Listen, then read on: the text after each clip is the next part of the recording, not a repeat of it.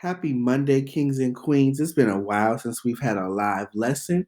Today is Monday, November 9th, 2020. We are jumping into Math 7 Unit 2, Lesson 1A. Our classroom norms are that your cameras are to be on, your mics are muted, you're ready to learn. And the materials for today, you need your Math 7 Spiral Notebook, a pencil, and the student companion that can be found in Google Classroom.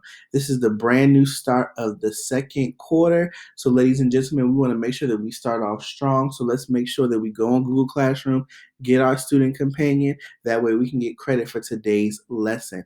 Once again, we're starting fresh. We're starting a brand new unit. So this is your time to shine. So let's dive right in.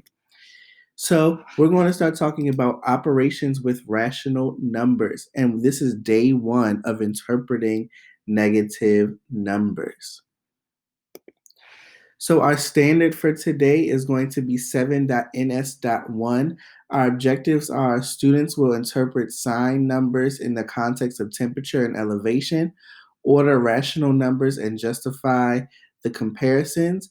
And we're also going to plot points on a vertical or a horizontal number line to represent rational numbers.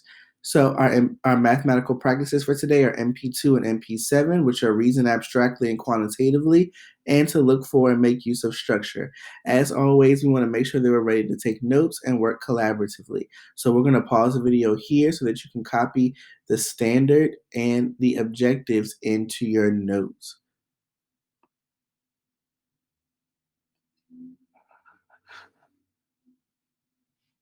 All right, let's keep moving. So here's a little bit of background knowledge that we're going to need for our activities for today. So the first piece of background information that we need to know is that degrees Celsius is a way of measuring temperature, just like degrees Fahrenheit. We're used to seeing temperature in Fahrenheit, but degrees Celsius is a way of measuring temperature as well. It's also important to know that 0 degrees Celsius is based on the freezing point of water. So again, 0 degrees Celsius is based on the freezing point of water.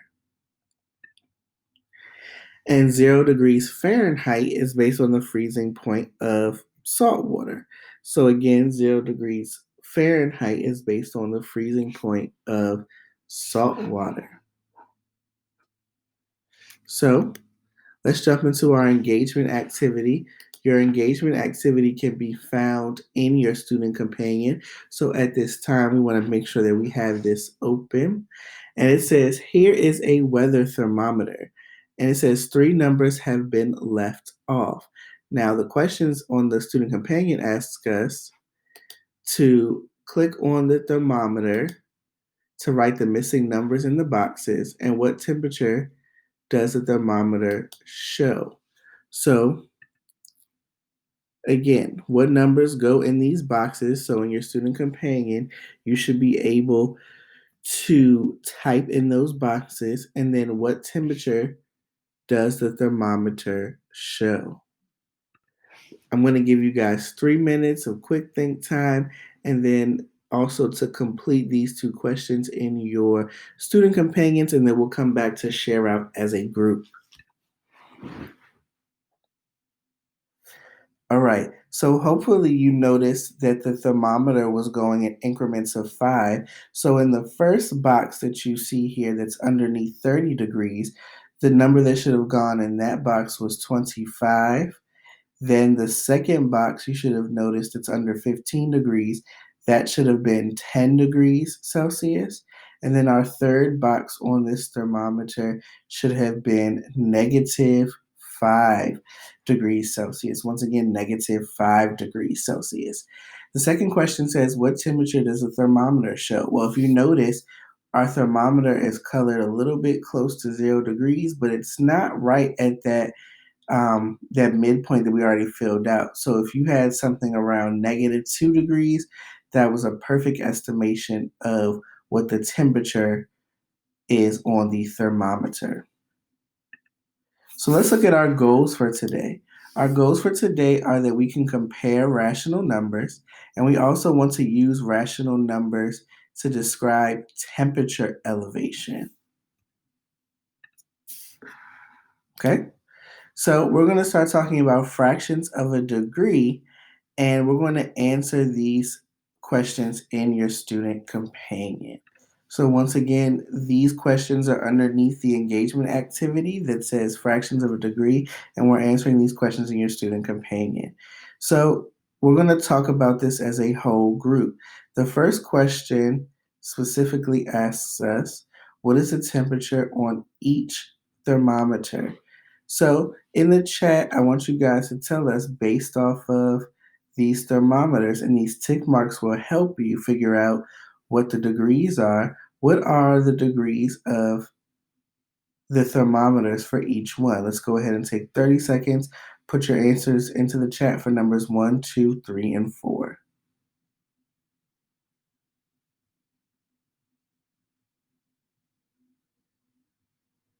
All right, so if I'm using my tick marks, I'm going to start at 0 for this first one, and I can count up 1, 2, 3, 4. The first thermometer is 4 degrees Celsius.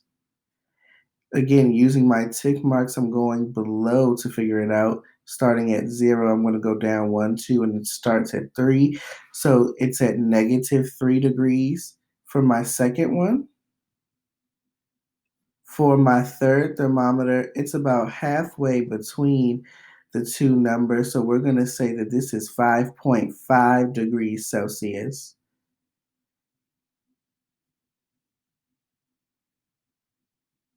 And then our last one we're going to say is about negative 1 degree Celsius. The next question says, which thermometer shows the highest temperature? Now, if I'm obviously looking at all 4 of these thermometers, the third thermometer is showing me the highest temperature. The third thermometer is showing me the highest temperature. Our next question says, which shows the lowest temperature? Now, let's make sure we're getting this in to our student companions. If we need to rewind the video, we can do so. This one says, which is showing the lowest temperature? And that would be the second thermometer, okay? The second thermometer shows the lowest temperature. And then last but not least, it says, suppose the temperature outside is negative 4 degrees Celsius. Is that cooler or warmer than the coldest temperature shown? So the coldest temperature is the second thermometer, and it's at negative 3 degrees. Now, based off of this tick mark will be negative 3. The tick mark below it will be negative 4. And since negative 4 is below it, that means that it will be colder. Specifically, we know that negative 4 is less than negative 3 because negative 4 is less than negative 3. Remember, when we're counting negatives, the larger the number it is, the smaller it is. So negative 4 is less than negative 3. So let's jump into our next activity. Our exploration activity is going to be on seagulls soar and sharks swim. So we're going to do this activity as a whole group, and we are going to make sure that we are answering these questions. So the first part of this activity, we're talking about elevation, which is the height above a given level, for instance, like sea level. So for instance, sea level is where the sea is reaching the surface. So in this instance, sea level would be 0, okay? It would be 0 is where the sea level is. That would be our middle point. So let's look at our first question, and we're also answering these in our student companion.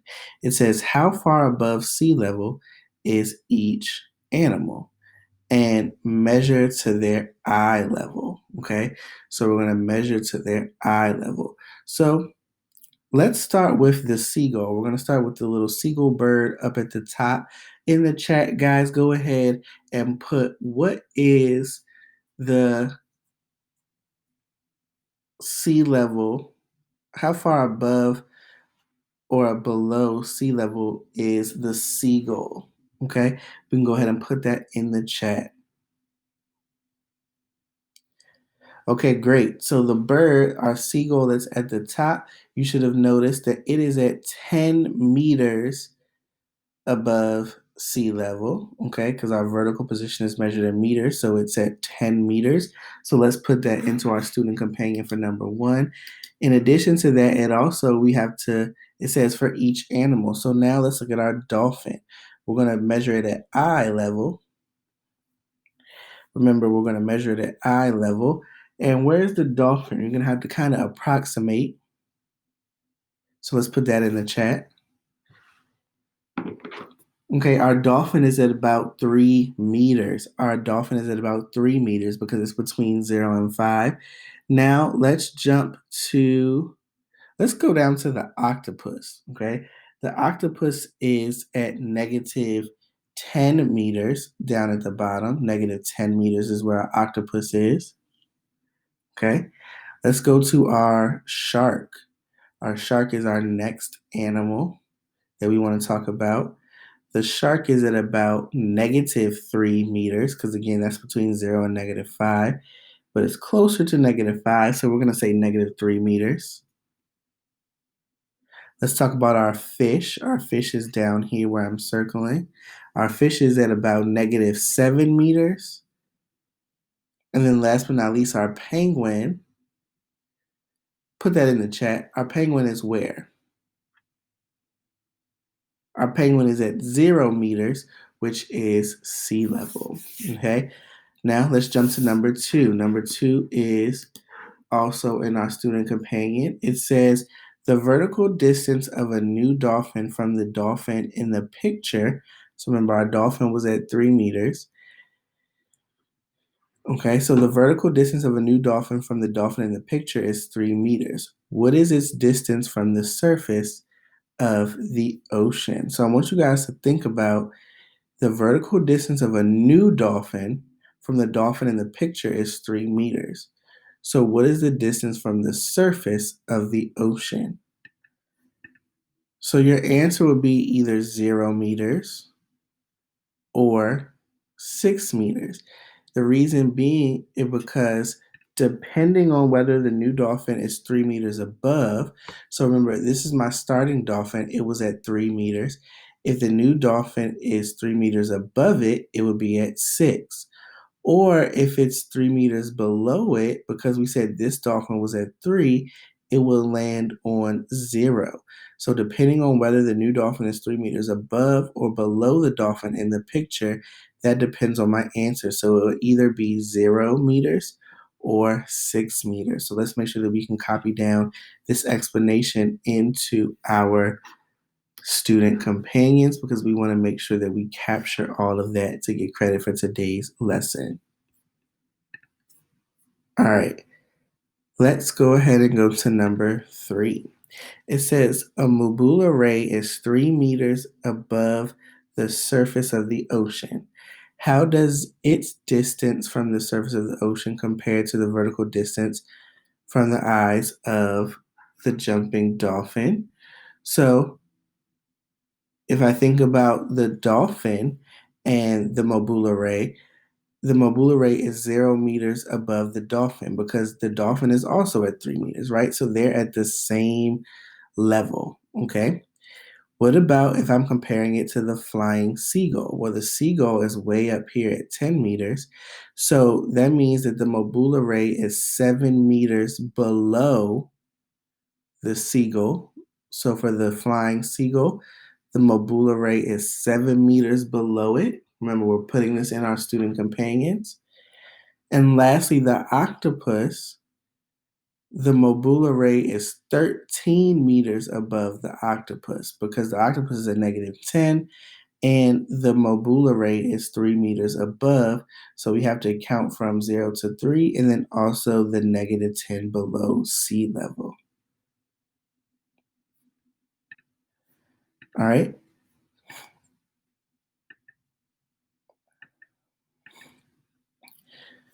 So sorry guys, let's look at number 4. Number 4 is asking me an albatross is 5 meters above the surface of the ocean. And how does its distance from the surface compare to the vertical distance from the eyes of the jumping dolphin, the flying seagull, and the octopus? Because we went over number 3, I want us to grade number 4. So I'm going to give you guys a chance about 2 minutes to do number 4 on your own. So we're going to pause the video here for number 4 so that you can put the answers in the student companion.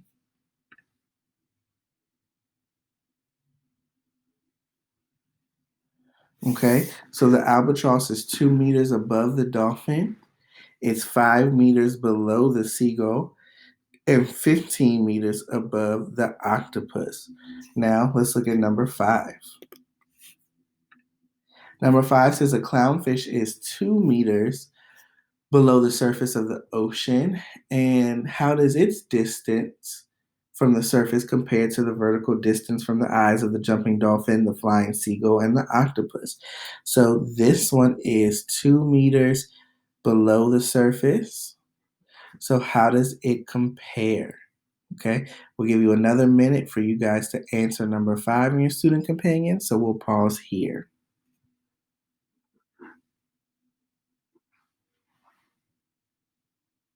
Okay, so let's check our work. So the clownfish is going to be 5 meters above the dolphin. Below the dolphin, excuse me, because it's 2 below sea level. The dolphin was above sea level by 3. So it's 5 meters below the dolphin. It's 12 meters below the seagull. And it's 8 meters above the octopus. Okay. Now, let's jump to our card sort activity, which you should also see in your student companion. Okay. So in order to do the card sort activity, you should be able to click on the number line and click edit, and then you're going to drag and drop the cards into the appropriate place. So once again, for the card sort activity, you can click on the number line and click edit, and you're going to drag and drop the cards in order from least to greatest. Okay. So we're going to order the cards from least to greatest in your student companion. Remember, if you click on it once again, you should see the button that says edit, and you should be able to drag and drop them. Please be prepared to share your reasoning for the placement of the cards. So this is what I want us to do. We're going to take 2 minutes, and I want you guys to independently be able to go ahead and drag and drop those cards into the drag and drop those cards into the correct spaces. We'll pause here and then we'll come back and check our work. All right, I would love for one student to go ahead and unmute themselves and read to us the order that they have the cards in. And then I want in the chat for your classmates to say whether or not they agree or if they disagree. Of course, there are a few fractions in here, so we have to make sure that we understand their place value. So we'll pause here and allow one of our students to share. All right, thank you so much for sharing. So now just to compare, our answers, the first number that you should have had was negative 31 thirds. So negative 31 over 3 should have came first. Next, you should have had negative 10. Next, you should have had negative 9 over 8. Then you should have had 0. Next, you should have had 1/4. Then you should have had 1. Next, you should have had 9 over 8. And then last but not least, you should have had 8. So that was the correct answer for your card sorting activity.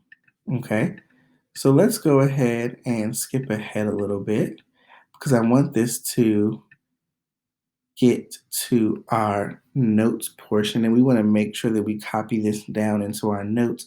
We want to copy down the definition for absolute value, which talks about magnitude. And absolute value is the distance a number is from 0.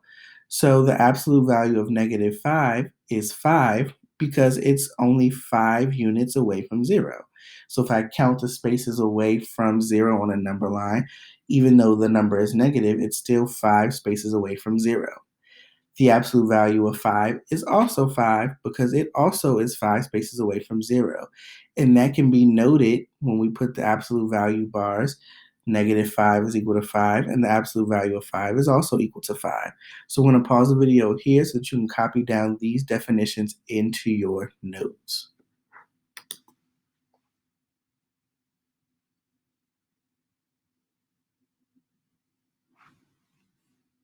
Okay, great. So let's talk about our lesson synthesis. So the first thing that we want to talk about is what types of numbers represent values that are less than zero? Well, we know that negative numbers can be used to represent quantities below a chosen point of zero. So like -1, -100, -10, those are the types of number that represents values that are less than zero. Okay. So how can we order negative numbers on a horizontal number line? Well, negative numbers can be ordered to the left side of the zero on a horizontal number line. So on the left side of the zero, those are where our negative numbers would go.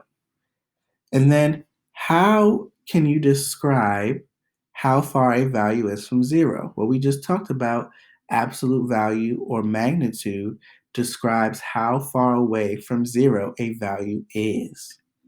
So here is our vocabulary word wall for today. You can see that we have our vertical number line, our horizontal number line that represents decreasing and increasing. Numbers above zero are positive, numbers below zero are negative. We've also talked about sea level, a whole bunch of things for today. So now we're going to give you time to complete the evaluation activity for the card sort. So we want to complete this in your student companion.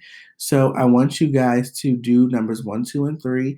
Again, I'm not going to give you the answer for these because this is your evaluation activity. So we're going to pause the video here for about 3 minutes and you're going to answer these questions. And as soon as you're done answering them, go ahead and submit the student companion so that you don't forget to do that. So you're answering the evaluation activity 1, 2, and 3, and then press submit. We'll pause the video here for about 3 minutes.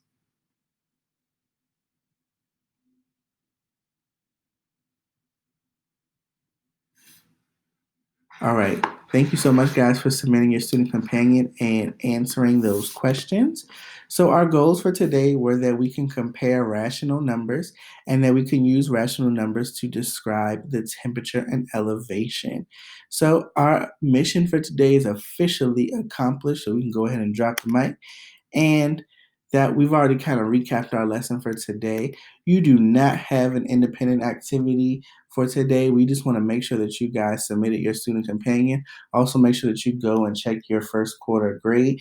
That way, you realize that, we actually are taking these things serious. Even though we're in distance learning, we want to make sure that we're doing a great job. Today is a fresh start. So let's make sure that we're on top of our game moving forward, starting out the second quarter strong. And if nothing else, we want to make sure that you guys have a great rest of your day, and we will see you back tomorrow on Tuesday with a brand new lesson. Have a great rest of your day, guys.